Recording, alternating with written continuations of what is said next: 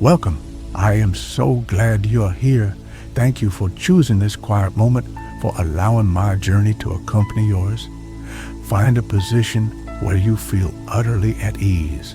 Let your shoulders soften and invite your mind to settle like dust motes dancing in a sunbeam. My name is Silas. I travel aboard the Wanderer, my own small train carriage, moving through the world at a pace that allows the quiet details to emerge.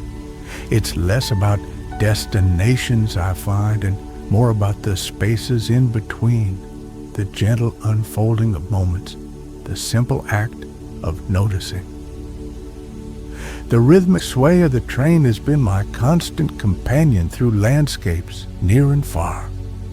I recall the hazy golden light slanting across the hillsides near Lisbon, the gentle energy discovered wandering the laneways of Melbourne, and the quiet dignity of snow settling on the historic walls of Quebec City. Each place leaves a soft resonance, a memory woven into the fabric of the journey. Now, the steady hum of the rails carries me through a different kind of terrain, towards the high desert plains of New Mexico, towards the earthy warmth of Santa Fe. The air filtering through the window already feels thinner, drier, carrying the scent of dust and resilient trees. In the chapters that follow, we will arrive together in this ancient place known as the City Different.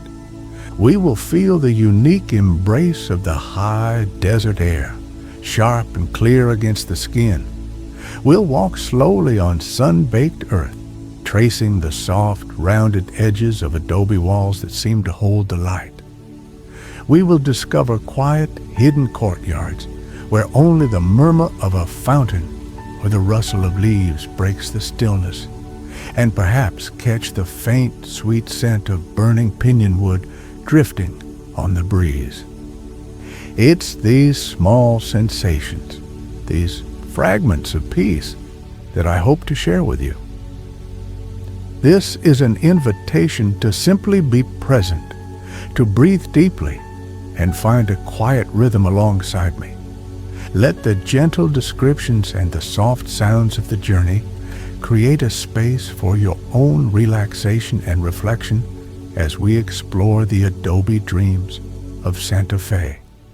And if this time brings you comfort, if you find a measure of peace in these shared wanderings, perhaps consider liking this recording or subscribing to the channel.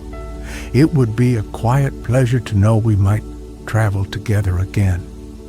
For now, though, let us begin. Chapter 1. Towards the Land of Enchantment. The rhythm of the Wanderer is a familiar heartbeat against the silence of the landscape. Outside the large window, the world shifts in subtle increments. The dense forests have long since yielded to a sparser beauty, a terrain painted in shades of ochre, pale sand, and the soft, dusty green of resilient vegetation. Pinon and juniper trees stand in quiet clusters, their shapes sculpted by wind and time against the backdrop of an immensely clear blue sky. It is a different kind of openness than the plains or the coasts I have known, carrying a sense of elevation, a crystalline quality to the air that seems to magnify the light. My gaze drifts towards the horizon where the earth meets the sky in a line that feels both sharp and infinitely distant. Mesas rise occasionally, flat-topped islands in this vast expanse, their layered rock faces telling stories of time beyond human measure. I trace their outlines with my eyes, feeling a sense of stillness emanating from them, a permanence that contrasts with the steady movement of my traveling home. Inside the carriage, the familiar scent of aged wood and leather provides a gentle anchor, a known comfort against the unfolding novelty outside. I take a slow sip of cool water from a simple glass. It feels refreshing in the dry air that somehow finds its way even into the sealed carriage. My notebook lies open on the small table beside me, a pencil resting across a blank page. For now, I simply watch. Observation feels more fitting than documentation, allowing the landscape to impress itself upon my senses without the filter of words. The sun streams through the window, warm on my arm, casting shifting patterns across the floor as the train follows the gentle curves of the track. There's a unique quality to the light here. It feels undiluted, almost tangible, making the colors appear more saturated, the shadows deeper and more defined. Even the pale green of the hardy shrubs seems vibrant under this intense, high-altitude sun. I think of the name given to this region, the land of enchantment. It speaks of something more than just physical beauty, hinting at a subtle magic, a feeling woven into the very air and earth. I wonder what form that enchantment takes, how it reveals itself to those who pass through or those who stay. My thoughts drift, unhurried. I recall the cool dampness of Amsterdam's canals, the bustling energy softened by water and reflection. I remember the ancient stones of Rome, whispering histories underfoot. Each place holds its own spirit, its own quiet language. This place feels different again. It speaks of endurance, of vastness, of a deep, abiding quietness beneath the sun and wind. There is a simplicity here, a lack of clutter in the scenery that invites a similar stillness within the mind. The train slows almost imperceptibly as it navigates a long, gentle bend. Outside, a hawk circles effortlessly on unseen currents of air, its sharp eyes scanning the ground below. It seems perfectly attuned to this environment, a natural part of its stark elegance. Watching it, I feel a sense of quiet respect for the life that thrives in this seemingly harsh landscape. There is a strength here, a resilience born of adaptation that is beautiful in its own right. The steady clickety-clack of the wheels on the rails continues, a soothing, monotonous song that has accompanied so many miles of solitary travel. It is the sound of transition, of moving between worlds, yet it also fosters a sense of peaceful continuity. My small carriage is a constant, a mobile sanctuary, carrying me towards the unknown. The anticipation I feel for Santa Fe is gentle, less about excitement and more about a quiet curiosity, a readiness to listen to what this place might have to say. As the afternoon light begins to soften, painting the distant mountains in warmer hues, I lean my head back against the soft fabric of the seat. The journey itself is a meditation, a gradual immersion into the spirit of the place I am approaching, the vast sky outside, the steady rhythm of the train, the quiet solitude. It all combines to create a sense of peace. I close my eyes for a moment, simply feeling the movement, breathing in the dry air, and letting the gentle pull toward Santa Fe guide my thoughts towards rest. Chapter 2. First light on Adobe walls. The familiar rhythm of the wanderer softens, slowing to a gentle halt. There is no bustling station platform here, only a quiet siding bathed in the cool, clear light of early morning. A profound stillness settles as the hum of the engine fades, replaced by the vast silence of the high desert. I sit for a moment longer, allowing the transition from movement to stillness to fully register, feeling the subtle shift in the energy around me. The journey pauses, and Santa Fe awaits just beyond the door. Pushing the heavy door open, I step down onto the earth. The ground is firm beneath my worn leather shoes. a mix of gravel and dry soil. The air is the first thing I truly notice, crisp, cool, and thin, carrying a distinct clarity that feels unique to this altitude. I draw a slow breath, feeling it fill my lungs, noticing the subtle scent of something dry and resinous, perhaps the pinyon pine I saw dotting the landscape yesterday. It is a clean, invigorating scent that speaks of open spaces and sunshine. My eyes adjust to the morning light, which possesses a remarkable purity. It illuminates the surroundings with a gentle intensity, casting long, soft shadows. And there, just beyond the tracks, I see it, my first close view of the architecture that defines this place. An old adobe wall, its surface, uneven and softly rounded, glows in the warm tones of the sunrise. It looks less like a constructed barrier and more like something that has grown organically from the earth itself, its texture inviting touch. Nearby, a few other low-slung buildings share the same earthy palette, their deep-set windows like watchful eyes beneath flat roofs. There are no sharp angles. Everything seems softened, curved, weathered by sun and time, into a pleasing harmony with the landscape. A simple wooden gate, its paint faded to a lovely pale blue, offers a gentle counterpoint to the warm brown of the adobe. It is all remarkably understated, yet possesses a quiet, inherent beauty that resonates deeply within me. A car approaches slowly along a nearby dirt road, pulling to a stop a respectful distance away. It is the quiet transfer I had arranged. A man gets out, offers a simple nod, and a quiet, "Good morning." There is no rush, no unnecessary talk. His movements are unhurried, mirroring the peaceful pace of the morning. We handle my few bags with minimal fuss, the interaction marked by a comfortable silence that feels characteristic of the place already. As we drive the short distance toward the historic heart of the city, I gaze out the window, absorbing more details. The streets are narrow, winding slightly. Adobe walls line the way, punctuated by wooden gates and glimpses into quiet courtyards.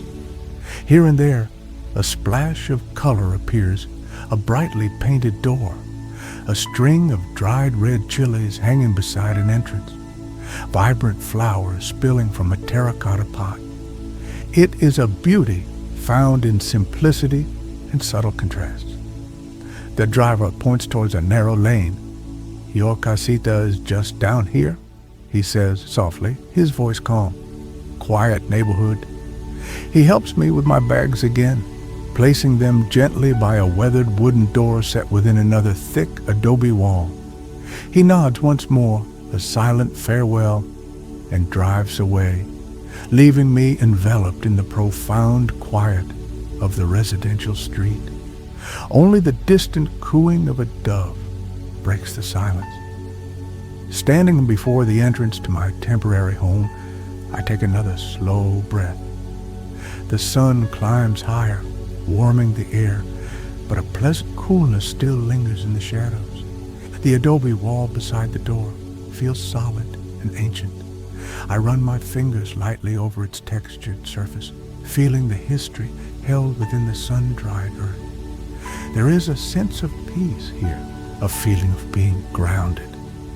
I turn the key in the lock, the mechanism clicking softly, and push the heavy wooden door inward, ready to step into the quiet heart of the Casita. Chapter 3. A Casita's Quiet Heart. The interior of the Casita embraces me with a cool, quiet stillness. My eyes adjust from the bright morning sun outside to the softer light within. The air smells faintly of dry earth, aged wood, and perhaps a lingering hint of beeswax. The immediate impression is one of simple, solid comfort, a space built from the elements of this land. thick, white-plastered adobe walls curve gently, absorbing sound and creating a cocoon of tranquility. There is an inherent peacefulness in their smooth, undulating surfaces.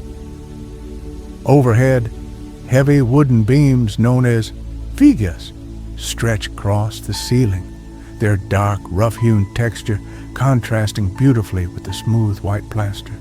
They speak of traditional craftsmanship, their presence adding a sense of history and substance to the room. Beneath my feet, the floor is laid with saltillo tiles, their warm terracotta tones slightly uneven, cool to the touch even as the day warms outside. Each tile seems unique, bearing subtle imperfections that add to the charm. I set my worn leather satchel down on a rustic wooden bench near the door. Slowly, deliberately, I begin to unpack the few essentials I carry with me. My notebook and pencil find their place on a sturdy wooden table near a deep-set window. My camera rests beside them, its lens cap still on. The simple act of arranging these familiar objects helps me settle into the space, weaving my own quiet presence into the fabric of the casita. It is a ritual of arrival, grounding me in this new, temporary home. In one corner stands a small kiva fireplace, its rounded form echoing the curves of the walls. It looks like a miniature version of the outdoor ovens I have seen in photographs, a beehive shape designed for warmth and comfort. Though it is too warm now to light a fire, I can imagine the gentle glow it would cast on a cool desert evening, adding another layer of coziness to this already inviting space. Its presence feels elemental, connecting the casita directly to the traditions of this region. Sunlight streams through the deeply recessed windows, typical of adobe construction designed to moderate the intense heat. The light doesn't flood the room, but rather enters gently, pooling on the tiled floor, highlighting the texture of the walls and creating moving patterns as the sun climbs higher in the sky. It feels soft and filtered, contributing to the serene atmosphere. Dust motes dance silently in the beams of light, tiny constellations in the quiet air. I notice a small wooden door leading off the main room. Pushing it open, I discover a simple bedroom, and beyond that, a small enclosed patio. Stepping outside onto the flagstones, I find myself in a private sanctuary, walled in by yet more adobe. A few hardy plants grow in terracotta pots, silvery sage, spiky agave, a splash of vibrant geraniums. The air here feels warmer, shielded from any breeze, trapped in the sun's heat. I stand on the patio, listening intently. The city feels distant here, its sounds muffled by the thick walls and the quiet residential setting. I hear the gentle rustle of leaves from a hidden tree nearby, the buzz of an unseen insect, the far-off, melancholic coo of a morning dove. These are the soft, natural sounds of the high desert, weaving a tapestry of peace around the casita. It feels like a place removed, a haven perfectly suited for contemplation and rest. A profound sense of calm settles over me. This casita is more than just shelter.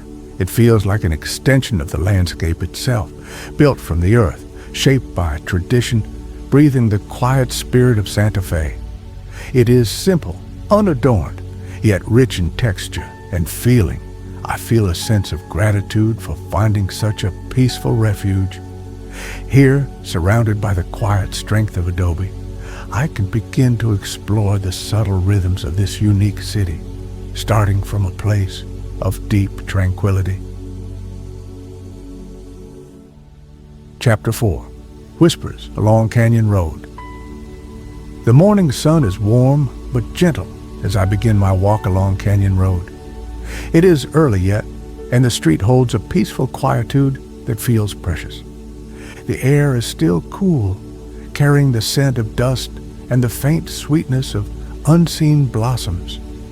Cottonwood trees, their leaves shimmering a pale green, line the narrow road, their branches creating shifting patterns of sunlight and shadow on the warm adobe walls and the packed earth pathway where I tread softly. The road curves gently, following the contours of the land, discouraging hurry. Galleries occupy many of the old adobe houses, their unassuming facades hinting at the creativity held within. I pause often, not necessarily to scrutinize the art through the windows, but to appreciate the buildings themselves. Each seems to have its own personality, shaped by time and care. Weathered wooden doors, some painted in vibrant blues or soft greens, stand set deep within the thick walls, offering glimpses into shaded interiors. My gaze lingers on the textures. The adobe walls are rarely perfectly smooth. Instead, they possess a subtle undulation, catching the light in soft gradients. Here and there, the plaster might be cracked, revealing the straw-flecked earth beneath, a quiet testament to age and the elements. Wooden portals or covered porches offer shady resting spots, their posts often carved with simple traditional designs. Even the simple act of noticing the grain of an old wooden gate feels like a small discovery. Sunlight filters through the leaves overhead, dappling the ground and the walls in a constantly moving mosaic. It highlights the sculptural forms of native plants in small gardens, the spiky reach of a cholla cactus, the soft mounds of chamisa, the surprising delicacy of a desert willow's bloom. Art and nature feel seamlessly interwoven here. A whimsical metal sculpture might peek from behind a screen of tall grasses, or a brightly colored ceramic pot might echo the hues of the flowers it holds. I step into a small hidden courtyard, accessible through an open gate. Flagstones rest unevenly underfoot, worn smooth by time. A simple stone fountain murmurs softly in the center, the sound of water a cool counterpoint to the dry air. Sculptures are placed thoughtfully amongst the greenery, perhaps a serene figure carved from stone, or abstract forms in weathered metal that seem to grow alongside the plants. It feels like a secret garden, a pocket of tranquility tucked away from the quiet street. There's a gentle creative energy here, but it feels calm, contemplative, rather than clamorous. It's not about loud statements, but about quiet expression, a deep connection to materials and place. I see it in the careful arrangement of stones in a dry creek bed feature, in the graceful curve of hand-thrown pottery visible on a windowsill, in the way light falls across a woven tapestry, glimpsed through an open doorway. It is an artistry that honors its surroundings. I continue my slow, meandering pace, letting my eyes drift, noticing small details, the intricate pattern of ironwork on a window grill, the subtle color variations in a hand-plastered wall, the way a vine climbs tenaciously, softening the line between building and earth. There is no need to rush, no destination other than the experience of being present in this unique atmosphere. The quiet allows for a deeper appreciation of these subtle beauties. As the sun climbs higher and the first few visitors begin to appear, I feel a sense of quiet satisfaction. Canyon Road, in this early light, has offered a gentle introduction to Santa Fe's artistic soul. It is not just about the galleries, but about the road itself, the historic buildings, the interplay of light and shadow, the quiet courtyards, the pervasive sense of creativity rooted in tradition and place. I turn back towards my casita, carrying the peaceful, artful spirit of the morning with me. Chapter 5, The Miraculous Spiral, Loretto Chapel. Pushing open the heavy wooden door of the Loretto Chapel, I step from the bright sunlight into a cool, hushed interior. The sudden shift is immediate, a transition from the open warmth of Santa Fe's streets to a space of quiet reverence and softened light. My footsteps echo slightly on the wooden floor before the silence gently absorbs the sound. The air inside feels still and carries the faint, pleasant scent of old wood, perhaps polish, and something subtly floral, maybe lingering incense or dried flowers. My gaze is drawn, almost inevitably, towards the far end of the small chapel, to the famous staircase. It stands elegant and unexpected, rising in a graceful double helix toward the choir loft above. Known as the Miraculous Staircase for the mystery surrounding its construction, it seems lighter than its solid wood should allow, almost floating. The curves are perfect, seamless, the craftsmanship evident in every smooth turn. There are no visible central supports, adding to its ethereal quality. I don't dwell on the legends, though I know them, the mysterious carpenter, the completion of the seemingly impossible task. Instead, I focus on the object itself, its simple beauty and the skill it represents. The wood possesses a warm, honeyed tone, glowing softly in the ambient light. I imagine the feel of that smooth railing beneath a hand, the gentlest scent. It speaks of dedication, of artistry, of finding elegant solutions.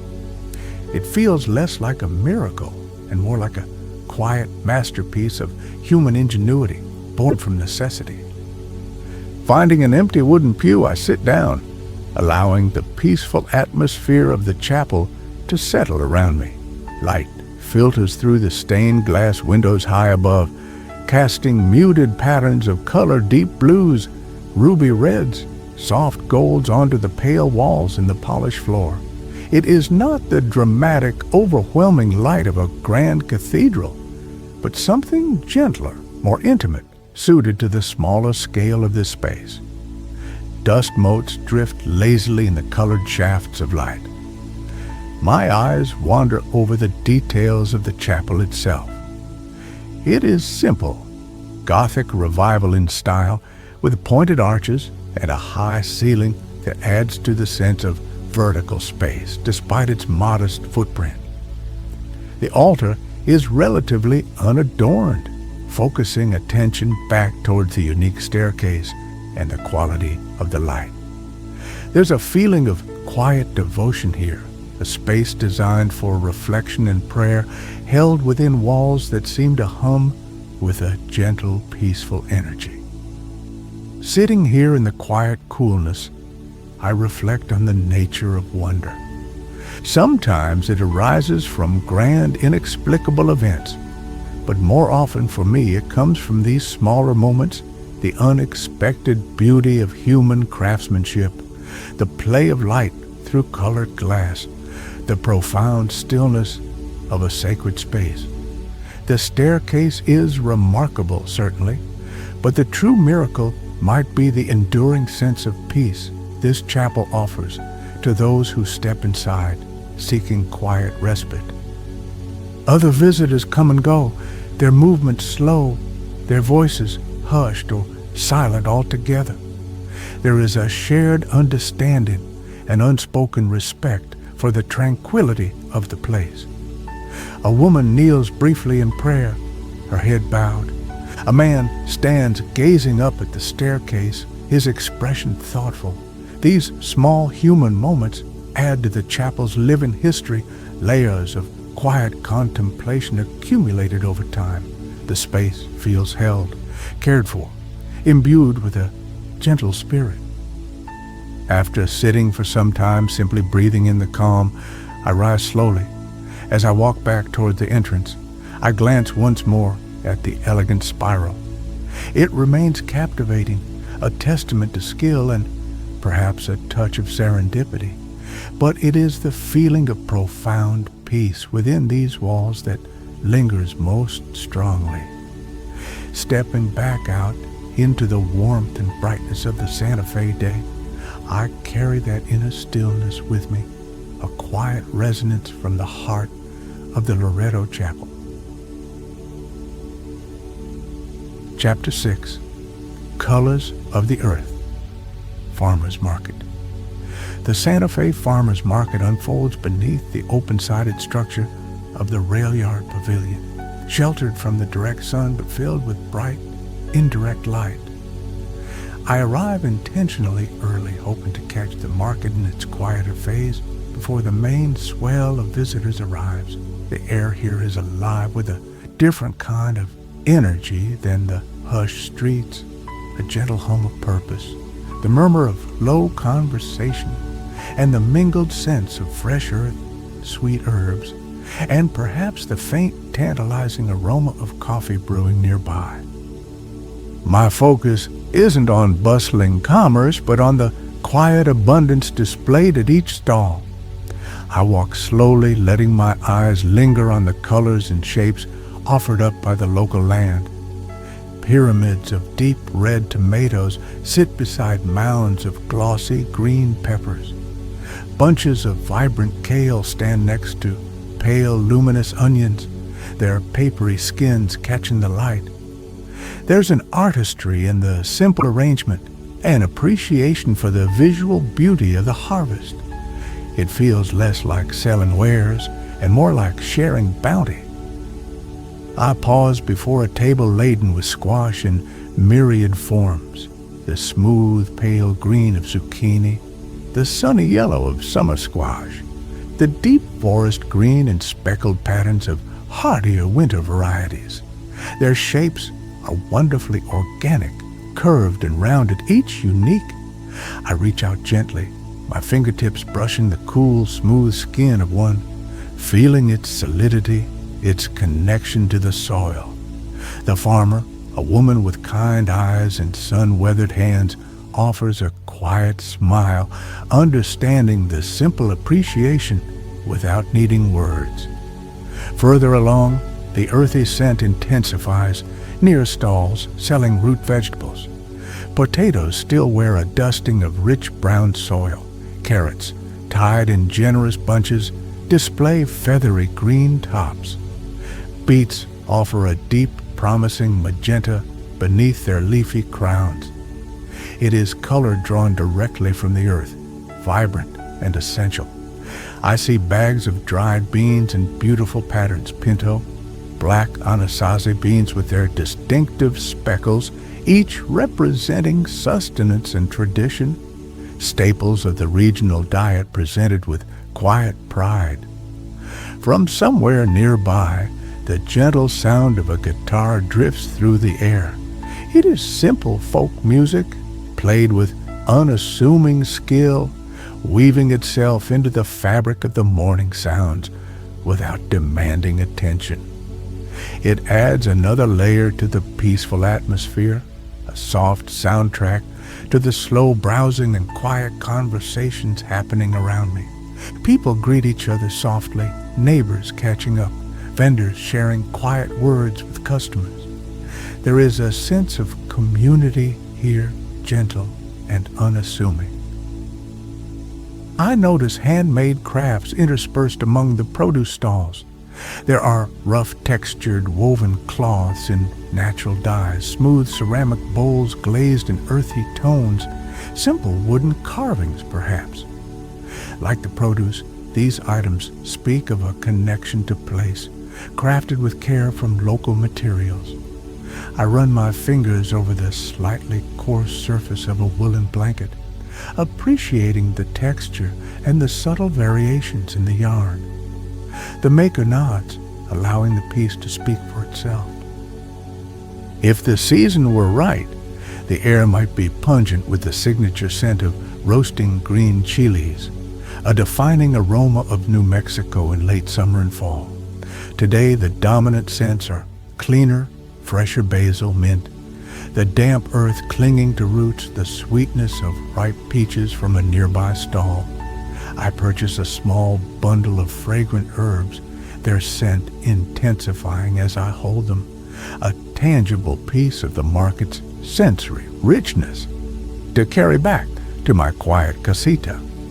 Leaving the market pavilion as more people begin to arrive, I feel a sense of quiet nourishment that goes beyond the potential for food. It is the nourishment of seeing colors drawn from the earth, of hearing gentle music, of witnessing quiet community, of appreciating the simple beauty of things grown and crafted with care. The market, even in its quietest moments, offers a vibrant yet peaceful glimpse into the living culture and connection to the land that defines this place. The fragrant herbs in my hand feel like a small, perfect memory of the morning's gentle discoveries. Chapter 7, Riverbed Reflections, Santa Fe River Park. I find my way to the path that runs alongside the Santa Fe River, though river feels like a generous term for much of the year. Today, as is often the case, the bed is mostly dry, a wide sandy arroyo ribboning through the city, flanked by hardy trees and resilient shrubs.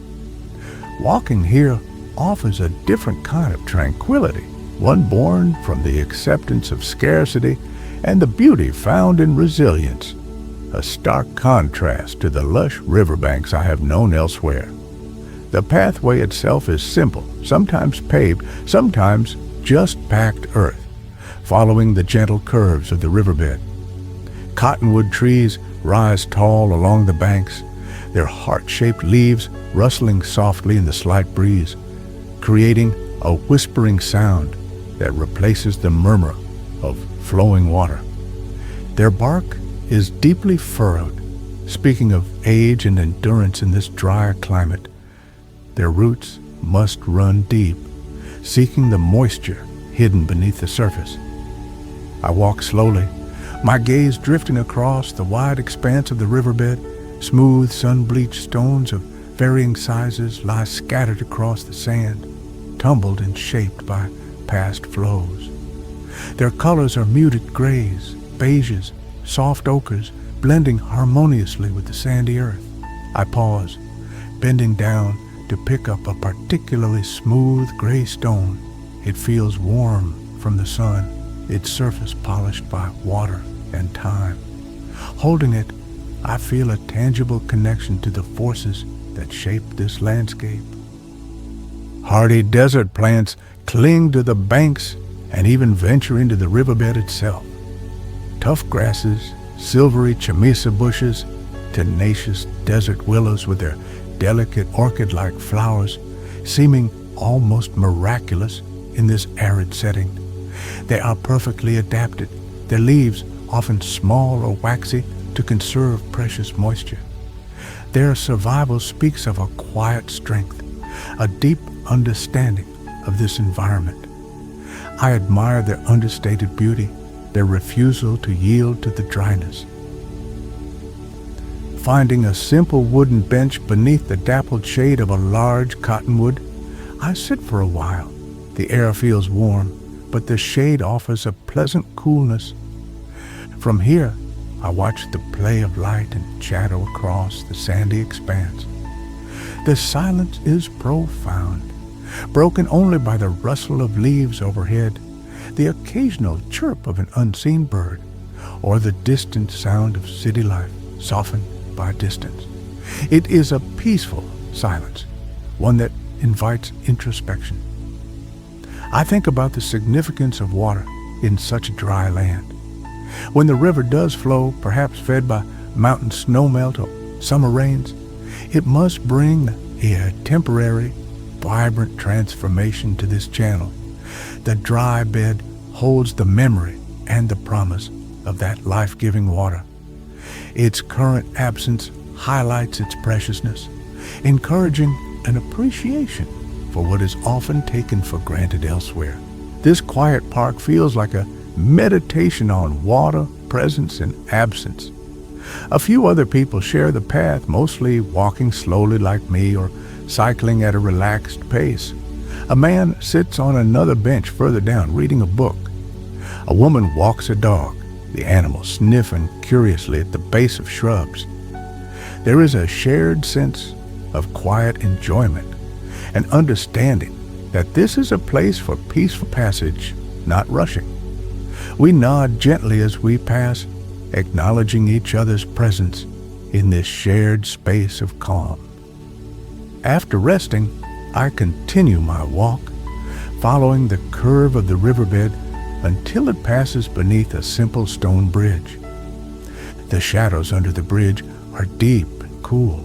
Looking back, the sunlit path and the shimmering cottonwood leaves seem framed by the archway. It is a simple picture, yet beautiful in its composition of light, shadow, and natural forms. This walk along the quiet, mostly dry river has offered a unique perspective on Santa Fe, a beauty found not in lush abundance, but in resilience, adaptation, and the quiet power of the high desert landscape. I carry that feeling of contemplative stillness with me as I turn back towards the city streets. Chapter 8. Sangre de Cristo, Sunset. As the day begins its slow descent towards evening, I make my way to a quiet overlook. It is not a crowded viewpoint, but a simple rise of earth, accessible by a winding path offering an unobstructed view towards the east, towards the Sangre de Cristo mountains. The air grows cooler as the sun dips lower in the western sky behind me, the intense heat of the day gently releasing its hold. A profound stillness settles over the landscape, anticipation hanging in the quiet air.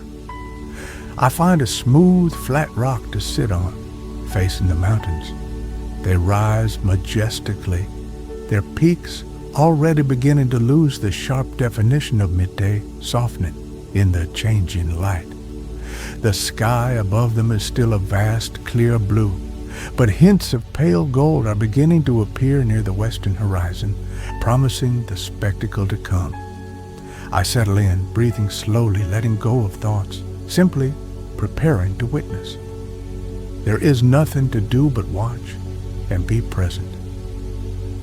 The transformation begins subtly. The westering sun, hidden from my direct view, starts to cast an indirect golden glow across the face of the mountains. The greens of the forested slopes deepen, the exposed rock faces warm from gray and brown to shades of ochre and russet. Shadows lengthen in the canyons and crevices, adding depth and drama to the scene. It is like watching a painting slowly come to life, colors shifting and intensifying moment by moment. Then the magic truly ignites.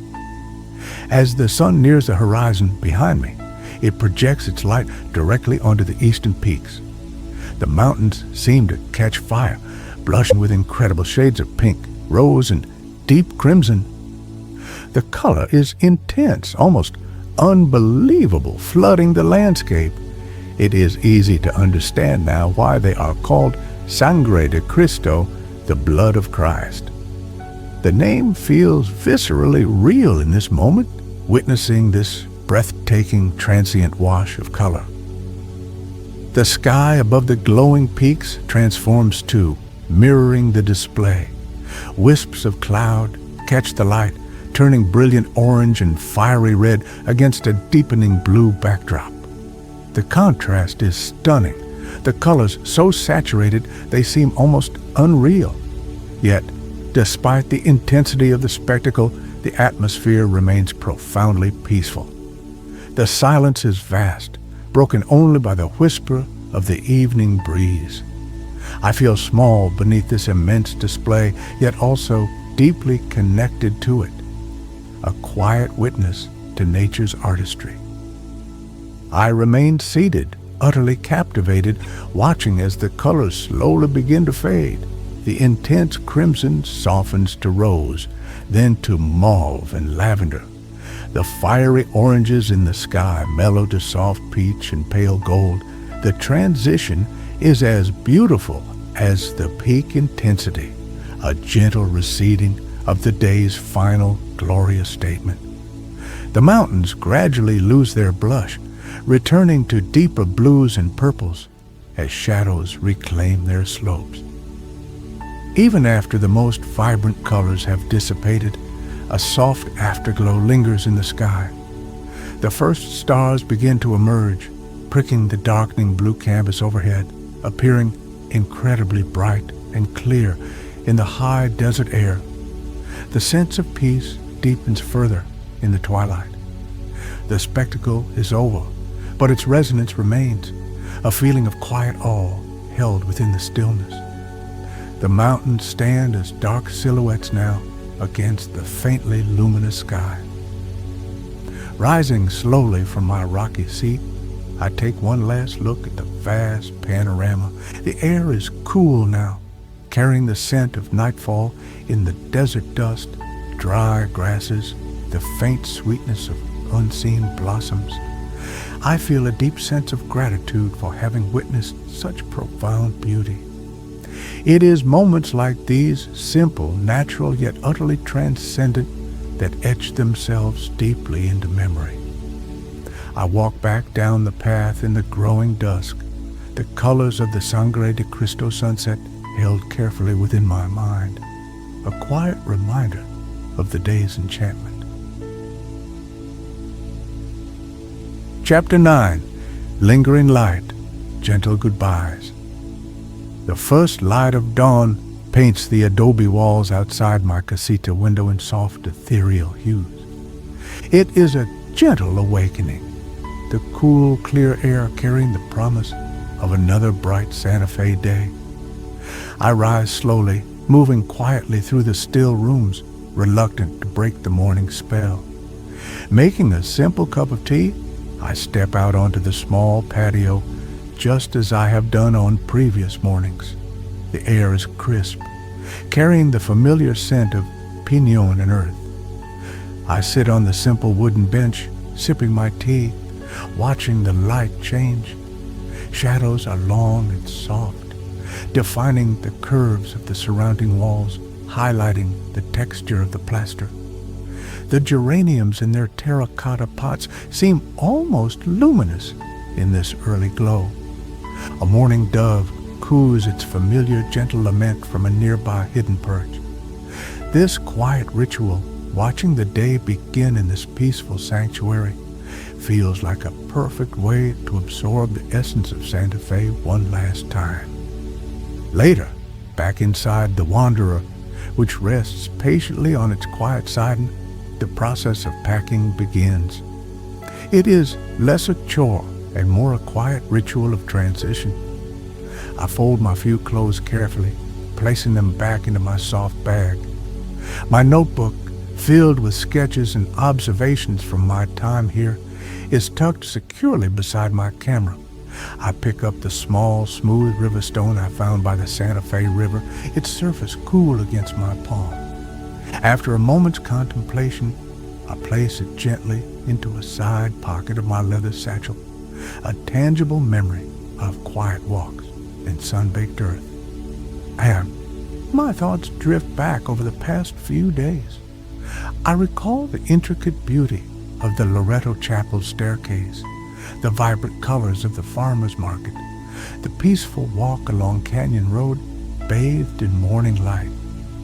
I remember the breathtaking spectacle of the Sangre de Cristo sunset and the profound quiet found sitting by the dry riverbed. Santa Fe has revealed itself not through grand gestures, but through subtle details, quiet moments, and a deep, pervasive sense of peace rooted in its unique blend of cultures, history, and landscape. The spirit of the place feels unique, a blend of ancient Native American roots, Spanish colonial history, and a continuous thread of artistry. It is evident in the architecture, the food, the crafts, and the quiet dignity of the people I observed. There is a reverence for the land here, an understanding forged from living within the beauty and challenge of the high desert environment. It fosters a certain stillness, a mindful pace of life that I found deeply resonant. I run my hand one last time over the smooth wooden table inside my train carriage, the familiar grain a comforting anchor amidst the transitions of travel. Looking out the window, I see the distinctive landscape, the low adobe structures, the resilient juniper trees, the vast expanse of blue sky overhead. It is a scene I have come to appreciate deeply during my stay, its understated beauty revealing itself more fully with each quiet observation. There is a gentle melancholy in departure, as always, a soft pang of leaving a place that has offered comfort and quiet inspiration. But it is tempered by gratitude for the peace found in the Casita's embrace, for the beauty witnessed in the mountains and the art, for the simple moments of connection, a shared smile, a quiet nod, the understanding passed in silence. Santa Fe has left its gentle imprint, a feeling of earthy warmth and luminous clarity. With my belongings stowed and the carriage ready, I take a final deep breath of the high desert air. The sun is climbing higher now, warming the day. It is time to move on, to allow the steady rhythm of the wanderer to carry me toward the next horizon. But the essence of Santa Fe, its adobe dreams, its lingering light, its profound quietude will travel with me, held safely within the sanctuary of memory and the comforting sway of the journey ahead. Chapter 10. High Desert Horizon Beckons. With a soft sigh of release breaks and a low, familiar hum, the wanderer begins to move. The motion is gentle at first, barely perceptible, a slow awakening from stillness. Through the large window, the landscape outside begins its unhurried slide past my view. The quiet siding, the nearby adobe structures, the familiar shapes of pinon and juniper, they start to recede, marking the tangible end of my time in Santa Fe. I settle back into my customary seat, the soft fabric offering its familiar comfort. The carriage feels like a protective shell, a moving sanctuary carrying me away, yet also holding the essence of the place I am leaving. The Sangre de Cristo mountains, now bathed in the full light of morning, are still visible in the distance, their peaks sharply defined against the immense blue sky. They stand as silent, majestic sentinels overseeing my departure. The train picks up speed gradually, the clickety-clack of the wheels on the rails establishing its steady, soothing rhythm. It is the sound of journeying, a constant in my life of movement, yet it always feels slightly different, depending on the landscape it accompanies. Here, against the backdrop of the high desert, it seems to echo the vastness and the quiet endurance of the land itself. It feels measured, unhurried, respectful of the terrain it traverses. My gaze drifts across the passing scenery, sparse grasses, hardy shrubs, the occasional fence line marking boundaries unseen. The colors remain predominantly earthy tans, ochres, dusty greens punctuated by the intense blue overhead. It is a landscape that demands attention through its subtlety rather than overt drama, revealing its beauty slowly to the patient observer. I watch the play of sunlight on the textures of the land, the long shadows cast by the morning sun. I open my notebook, not necessarily to write, but simply to hold it, its pages filled with the impressions of Santa Fe. I flip through, glancing at a quick sketch of an old wooden gate on Canyon Road, a note about the taste of fresh herbs from the market, a few words trying to capture the color of the sunset. These are fragments, anchors for memory, preserving the quiet moments that defined my stay. Closing it gently, I rested on the table beside me. A sense of peace settles within me, deeper than the gentle melancholy of leaving.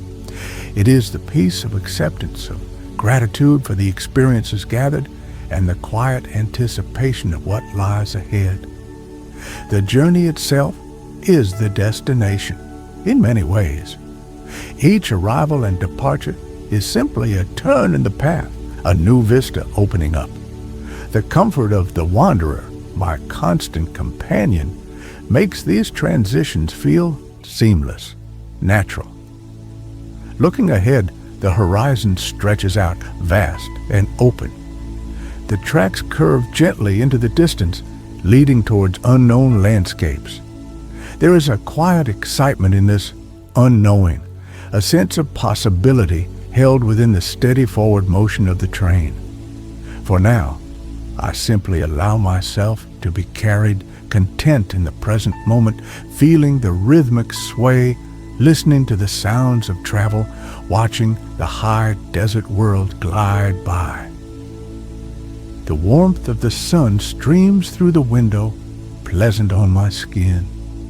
I close my eyes for a few moments, letting the sounds and sensations wash over me, the rhythmic pulse of the wheels, the gentle vibration of the carriage, the lingering feeling of Santa Fe's earthy tranquility, the quiet hum of the wanderer carrying me faithfully onward. The high desert horizon beckons, promising new landscapes, new moments of quiet discovery, all unfolding at the gentle pace of the journey.